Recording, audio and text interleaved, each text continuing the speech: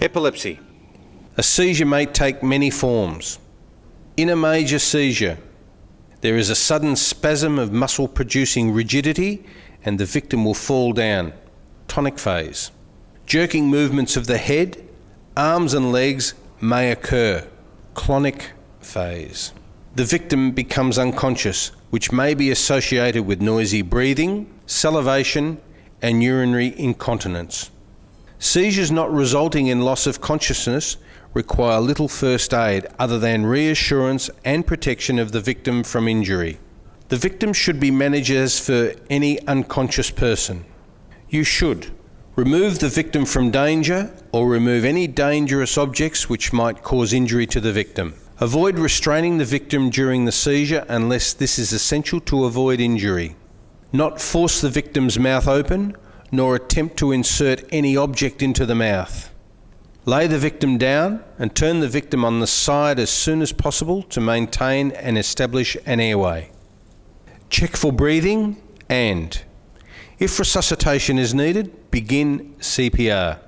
Reassure the victim who will be dazed, confused or drowsy. Seek medical advice as soon as possible, preferably by calling an ambulance. Dial 000.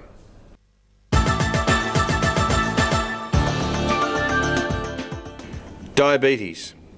The signs and symptoms of diabetic shock are changes in the levels of consciousness, rapid breathing, rapid pulse, and the victim may feel ill. Treatment. Monitor their ABCs. If they are conscious, look for a medic alert tag, usually worn on the wrist or around the neck. If the victim can take food or fluids, they can be given sugar in the form of lollies, fruit juices, or non-diet soft drinks. If they are unconscious, call medical assistance immediately.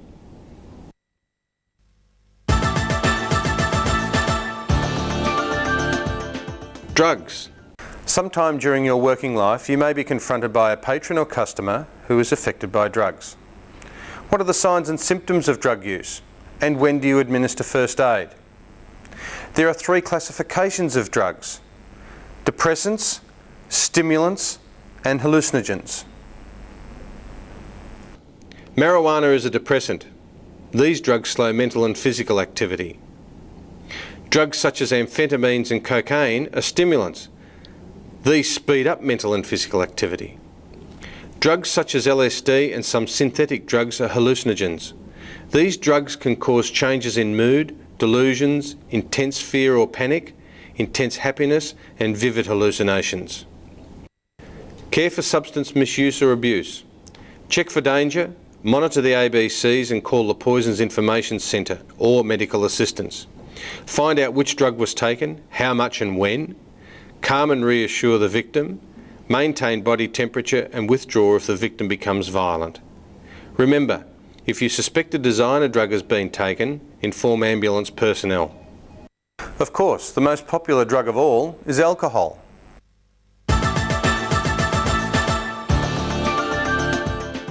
Alcohol.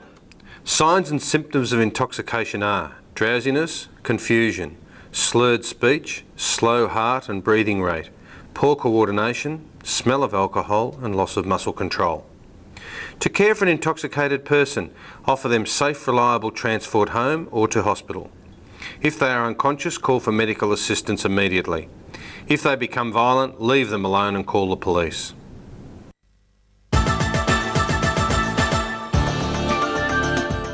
Poisons. Every home and every workplace contain products that when consumed by people are poisonous. For example, cleaning products. If someone consumes a poison, we must act and act quickly. To treat for poisoning, find out what sort of poison was taken and call the Poisons Information Centre. If there are instructions on the container, follow these.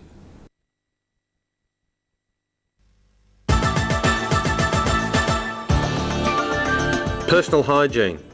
Throughout this video, you have noted that I've been wearing these latex gloves. This is to protect me against infectious diseases such as hepatitis and AIDS. You too, as a first aider, must be aware of personal hygiene. You can reduce the risk of infection by avoiding touching bodily fluids, using latex gloves and using a mouth barrier when giving rescue breathing and CPR. This is one type of mouth barrier. It works simply by opening it up and placing the mouthpiece in the mouth of the victim. Make sure your first aid kit has a mouth barrier as well as gloves. Good hygiene standards prevent the spreading of infectious diseases through direct contact with infected persons, indirect contact through faeces, air conditioning or other sources, or through a host via either insects or worms. Good hygiene standards protect the first aider both prior, during and after treatment is given. Prior. Prior includes vaccinations for diseases such as hepatitis B. Ensure all equipment is clean and replenished and all open wounds are covered. Ensure hands are washed and nails are cleaned and rinse with an antiseptic. During. Your maintained hygiene standards will minimise blood spills and disposing of hazardous waste. Limit your exposure to bodily fluids and avoid speaking over the wound. After. Cleaning up both the casualty, yourself and the area. Mop up any blood and dispose of dressings, bandages, gloves and soiled clothing. Thoroughly wash your hands with soap and water even if gloves were used.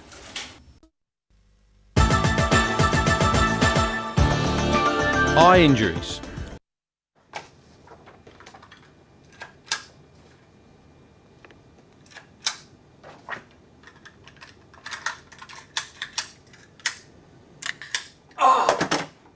Oh, shit. You're on? You're on? In treating all eye injuries, reassure and calm the casualty. Hands must be clean. Use sterile or clean dressings as the eye is particularly susceptible to infection. If possible, ask the casualty to remove contact lenses before the eye is treated. Do not remove them yourself. If contact lenses cannot be removed, treat as if not in place. If attending to your own injury, use a mirror. Ensure good lighting to the casualty's eye. Foreign bodies, minor. Small and loose. 1. Examine the eye. Seat the casualty, place a light to the side of the eye and tilt the casualty's head back. Stand behind the casualty and separate the eyelids. Ask the casualty to look right, left, up and down. 2. Remove the object. If the object can be seen, gently wash the eye with sterile saline or if not available, clean water. If unsuccessful, try to remove the object from the white of the eye only by using a moistened swab or cloth, preferably from the corner of the eye. If the object is on the upper lid, pull the upper lid down and outwards over the lower lid. 3. If the object cannot be removed, cover the eye with an eye pad or clean cloth, secure a position, and 4. Seek medical assistance. Caution: do not examine the eye if the injury is severe. Cover the eye, seek medical assistance, and deter the casualty from rubbing the eye.